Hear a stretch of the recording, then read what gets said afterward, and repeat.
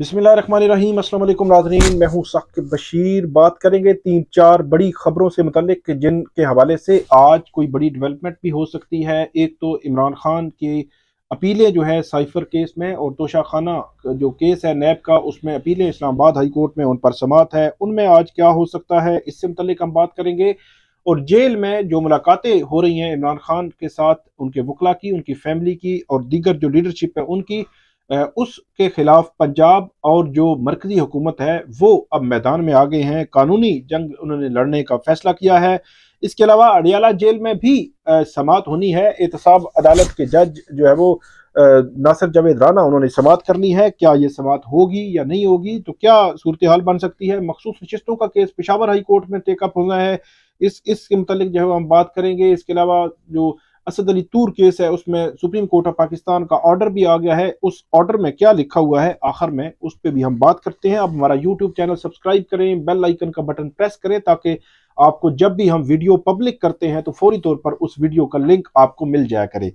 सबसे पहले बात कर लेते हैं साइफर केस की से मुतल्लिक और तोशा खाना केस से मुतल्लिक। साइफर केस से मुतल्लिक ये है कि FIA ने मंडे को जब समात हुई थी, 2 किस्म के एतराज़ात उठाए थे। पिछली वीडियोस में मैं तफसील के साथ बता चुका हूँ। एक एतराज़ ये था कि 1923 का जो ऑफिशियल सीक्रेट एक्ट है जिसके तहत ये साइफर का केस चला है, उसमें जो अपील है वो प्रोवाइडेड ही नहीं है। कि बंदा जो है उसको ट्रायल कोर्ट से सजा हो गई तो वो हतमी है सजा, अपील प्रोवाइडेड ही है, लेकिन रेमेडी लेस जो है वो कोई भी ऐसी जो है वो जो सजा होती है या कोई ऐसा फैसला जो है वो रेमेडी लेस नहीं होता। मतलब ये है कि उसके खिलाफ अपील नहीं तो कोई मुतबादल कोई फोरम कोई ना कोई जरूर होता है। तो एक तो वो, और दूसरा उन्होंने कहा था कि ये डिवीजन बेंच ये केस नहीं सुन सकता साइफर में जो इमरान खान और शाह महमूद कुरैशी की अपीलें हैं। ये FIA के प्रोसिक्यूटर हामिद अली शाह ने ये एतराज उठाया था, उस पर उनके आर्गूमेंट्स हो गए थे। आज जो बैरिस्टर सलमान सफदर हैं और सिकंदर जुल्करनैन सलीम है, इमरान खान की जो लीगल टीम है, वो इस पे आर्गूमेंट्स देंगे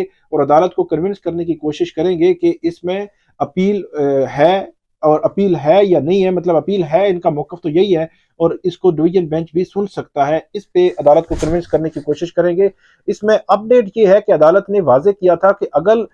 FIA के जो इतराज़ात हैं अगर अदालत ने मान भी लिए तो इसके बावजूद जो आपको आर्टिकल 199 जिसमें जो रिट जुरिस्डिक्शन है उसमें हाई कोर्ट में, इसी को अदालत जो है वो इसी अपील को कन्वर्ट कर देती है कि इसको हम अब आर्टिकल 199 में सुनेंगे, और उसके बाद अदालत उनको सुनना शुरू कर देती है। दूसरे लफ्जों में आप ये कह सकते हैं कि इसका कोई नेगेटिव इफेक्ट डायरेक्टली नहीं होगा, लेकिन इनडायरेक्टली क्या होगा या नहीं होगा ये डिटरमिन होगा अदालत के ऑर्डर के बाद, कि जब चीफ जस्टिस आमिर फारूक और जस्टिस मियां गुल हसन औरंगजेब समात करेंगे तकरीबन 12 बजे के करीब आज, तो वो उसका क्या इफेक्ट होगा नहीं होगा ये भी डिटरमिन हो जाएगा उसी में। इसके अलावा दूसरा जो मामला है नाजरीन वो है पंजाब और मरकजी हुकूमत जो है, पंजाब हुकूमत की जानिब से जो जेल खाना जात है, सुपरिटेंडेंट अडियाला जेल है, उन्होंने अपील जो है वो दायर की है, और जो मरकजी हुकूमत है उसकी जानिब से चीफ कमिश्नर इस्लामाबाद ने अपील दायर की है। ये इमरान खान से मुलाकातों के जो ऑर्डर्स थे 2 किस्म के, एक तो फैसल जावेद जो सेनेटर फैसल जावेद हैं उनका ऑर्डर था, उसमें जो अदालत का जो सिंगल जज थे उन्होंने ये ऑर्डर किया था। उन्होंने ये कहा था कि रोजाना की बुनियाद पर 6 जो रिप्रेजेंटेटिव हैं, रहनुमा हैं, उनकी मुलाकात करवाई जाए, क्योंकि इमरान खान को एक पब्लिक ने, एक तो ये है कि उनकी जो पॉलिटिकल पार्टी है, जो सियासी पार्टी है, उनको मैंडेट भी दिया है, फिर उनको आम कैदी की तरह जो है वो ना देखा जाए। तो इस सारे तनाजुर में अदालत ने उनको 6 जो है वो रोजाना की बुनियाद पर 6 बंदों से मुलाकात का शेड्यूल तय करने के हवाले से कहा था। और इसके अलावा अदालत ने इमरान खान की अपनी पिटीशन में भी ये कहा था कि जो एक तो वकला की जानिब से एतराज था कि जब भी हम कोई ऐसी दस्तावेज जो है वो अडियाला जेल के अंदर ले जाना चाहते हैं तो उसको स्कैन किया जाता है, तो अदालत ने ये कहा था कि जब तक कि वो कोर्ट की जो है वो उसका हिस्सा ना बन जाए तब तक उसको नहीं स्कैन किया जाएगा। और दूसरी जो बात वो भी बड़ी इंपॉर्टेंट थी कि जो प्राइवेसी थी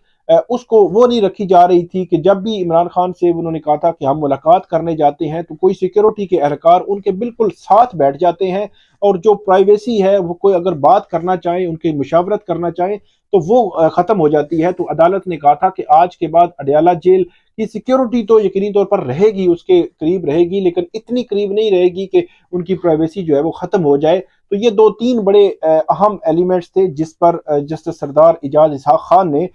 فیصل جاوید خان کی ایک پٹیشن تھی، ایک عمران خان کی پٹیشن تھی، دونوں میں یہ آرڈرز کیے تھے۔ اب دونوں کو چیف کمشنر اسلام آباد اور پنجاب سے سپرنٹینڈنٹ اڈیالہ جیل، مطلب جو پنجاب جیل خانہ جات ہے، ان کی جانب سے اس کو چیلنج کیا گیا ہے۔ آج چیف جسٹس عامر فاروق اور جسٹس طارق محمود جہانگیری اس پر اہم کیس کی سماعت کریں گے، اور اس میں پنجاب حکومت اور مرکزی حکومت نے یہ کہا ہے کہ اس آرڈر کو کالعدم قرار دیا جائے جو ملاقاتوں کے حوالے سے ہے، کیونکہ اس سے قبل اسلام آباد ہائی کورٹ کا جو انٹرا کورٹ اپیل میں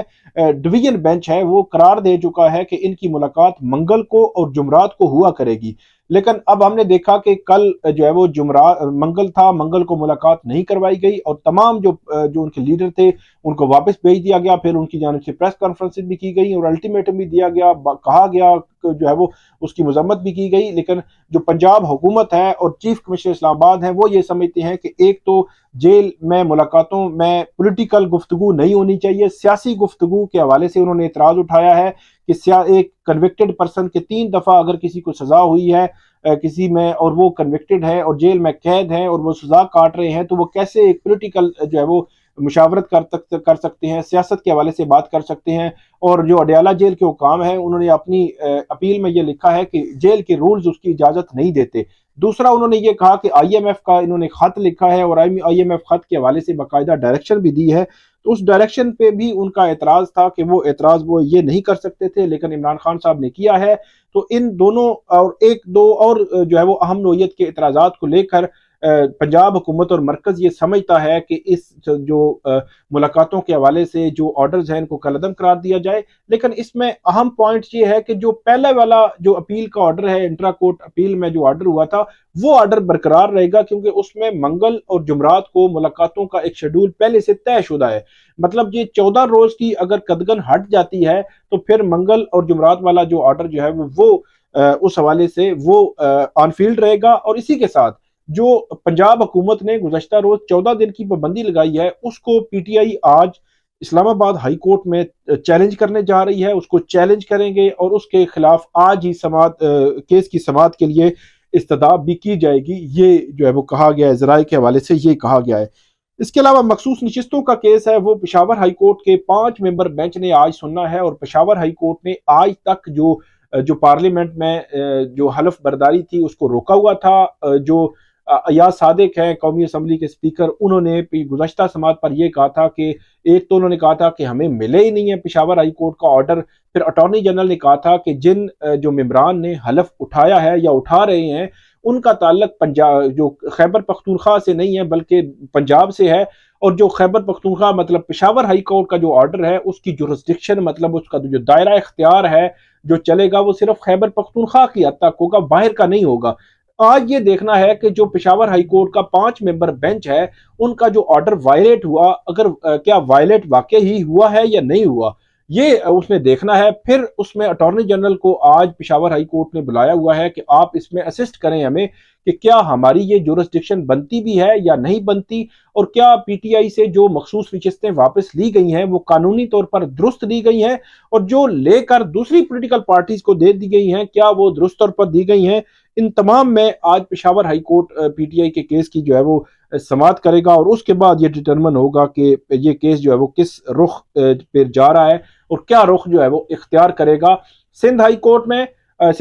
میں 27 تاریخ ہے 27 مارچ کی، اور جو لاہور ہائی کورٹ میں اس میں بھی 1 یا 2 دنوں میں سماعت ہونی ہے مخصوص نشستوں کے کیس کے حوالے سے۔ آخری جو بات ہے مختصراً کہ اسد طور کے کیس میں 4 صفحات کا آرڈر جاری کیا ہے چیف جسٹس قاضی فائز عیسیٰ کے بینچ نے، اور اس میں انہوں نے کہا ہے کہ صحافیوں پر حملوں سے متعلق ایف آئی اے اور پولیس کی رپورٹس تسلی بخش نہیں ہے، ایف آئی اے اور پولیس دوبارہ تفصیلی رپورٹ جمع کروائیں۔ سپریم کورٹ یا رجسٹرار نے کسی صحافی کے خلاف کارروائی کا نہیں کہا،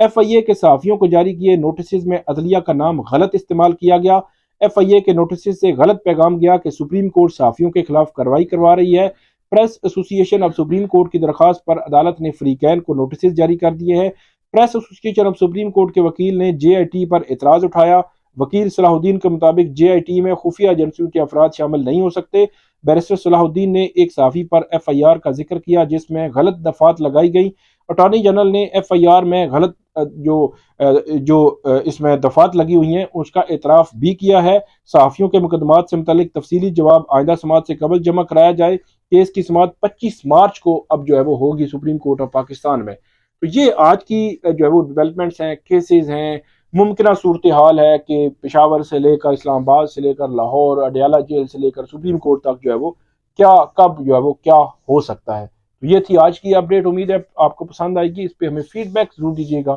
اللہ حافظ۔